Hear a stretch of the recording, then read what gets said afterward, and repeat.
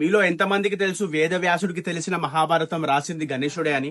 మహాభారతంలో ఉన్న amazing characters with great development with స్పిరిచువాలిటీతో నిండి ఉన్న స్టోరీని రాయాలి అంటే కెపాసిటీ ఉన్నోడే కావాలి.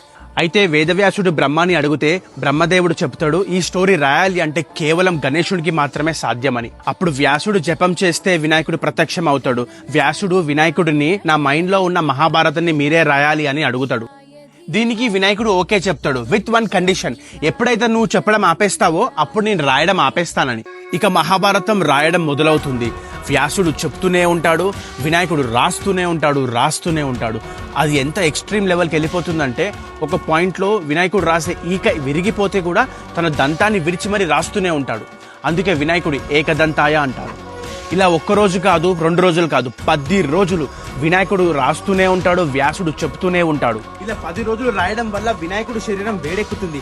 అది చూసిన వేదవ్యాసుడు వినాయకుడిని నది దగ్గరికి తీసుకువెళ్లి స్నానం చేపిస్తాడు. అలా చేపించడంతో వినాయకుడికి చాలా హ్యాపీగా ఫీల్ అయ్యి వేదవ్యాసుడికి మరియు అందరికీ ఒక వరం ఇస్తాడు. ఎవరైతే నన్ను 10 రోజులు పూజించి 11వ రోజు నన్ను నిమజ్జనం చేస్తారో వాళ్ళు ఎన్ని కష్టాల్లో ఉన్నా నేను వాళ్ళకి తోడుగా ఉంటానని, వాళ్ళని కాపాడుతానని చెప్తాడు. జై బోలో గణేష్ మహారాజ్ కి.